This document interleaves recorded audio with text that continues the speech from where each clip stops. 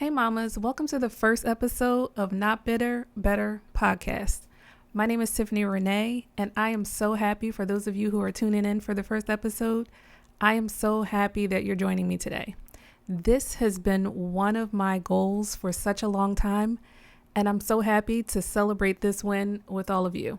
Before I jump into the topic for this episode, I want to give you just a little bit of background about what the Not Bitter, Better podcast is all about. First and foremost, it's about keeping it real. It's about having those really tough conversations and finding ways to be better and not bitter when life hands you the bullshit, especially when you're trying to be a mom. So now that we're done with the pleasantries and intros, let's get into what the topic is all about today. Today, we're talking about a topic that hits close to home to a lot of single moms. And it's a shame game that single moms often face. Specifically, that phrase that we always hear, well, you picked them. Which is always so funny to me because, well, you picked him lets the other person, the absent parent, the absent dad, the deadbeat dad, off the hook. And it places all of the accountability on the present parent and the person who stayed despite the circumstances. I mean, really, you picked him is like saying you picked a pair of shoes that had holes in the bottom of them. And you said, yeah, I still want to purchase those. Give me those. I love those. Like, let's be for real. Ladies, you and I both know that we did not pick these men like that. But what we did do is we chose to love and trust and try to build a life and a family with someone who presented themselves one way and turned out to be something completely different. And let's be clear, no one picks a partner saying, oh yeah, let me pick that one. He looks like he's going to break my heart and I can't wait to experience that. Oh yeah, and the cherry on top is he's going to leave me to be a single mom. I can't wait to have that experience. Nobody says that shit. Again, what we did do is we chose someone who we thought would stand by us the way that they said that they would. And a person who we thought would stand by us and build a life for us and show up for us and our babies, as well as be a partner. And such as life would have it and relationships would have it, people reveal themselves over time, and that is something that is totally out of our control. And that part is on them. It is not on us to hold the blame and to be made to feel like we did something wrong.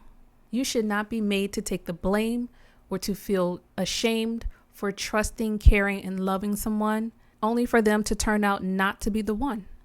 Now let's talk about the idea of the fact that men do the choosing. And I know I'm going to have to break this down for the people in the back who never seem to hear me. But men do a whole lot of choosing. They choose how they present themselves, the stories they tell to win us over, and the facade that they put on to make us buy into their bullshit. And then when the mask slips off and shit gets real, they choose whether they're going to stay and be the man that they claim to be or leave. So the next time that someone says, you picked him, say, yeah, I picked him, but he chose to be someone other than who he claimed to be. He chose to make promises he had no intentions on keeping. He chose to say all of the right things and do all of the wrong things. So at this point in this good grown age, it's time to stop with the you pick me rhetoric and recognize that a relationship is a two-way street. And I know some people are saying, yeah, Tiffany, we could have taken responsibility, or Tiffany, women should have taken responsibility. And yeah, I'm all about accountability, 100%. But there is a clear difference between accountability and blame. And the you pick me statement is placing blame on the parent that stayed. Because accountability is saying I chose to love and trust someone.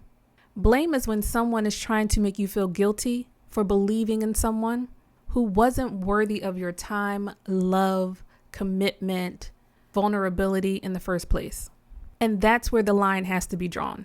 Because here's the truth, you trusting someone is not a mistake. Believing in someone is not a mistake. The mistake is letting someone make you feel like you were wrong for choosing love, for having hope, or for wanting to believe the best in someone. And I don't know about y'all, but I'm not apologizing for that. And I'm not about to be bitter about it, but I am going to be better because of it. So to all my single moms out there, you are not defined by somebody else's choices. You are not defined by the relationships that didn't work out. And you are definitely not defined by some outdated mindset that it's your fault that he turned out not to be the man that he said he was. No, ma'am, you are doing the best that you can do with the circumstances that you were given. You are holding it down. You are raising those babies, and you are living a life with strength and grace, and nobody gets to shame you for that. And for the people who like to throw out, well, you picked him, let's flip the script and ask, why did he choose to leave? Why did he not choose to be the man that he promised to be? You see how that changes things? It places the blame where the blame belongs. Because it's not always about what we did or what we didn't do. Sometimes it's about what they chose not to do. All right, y'all, I could go on about this forever and ever and ever. But I think I've said what I needed to say, and I think you all get it. And I hope that this resonated with you. And I hope this gives you a little bit of comfort, a lot of peace, and a whole lot of strength to keep being the amazing women that you are.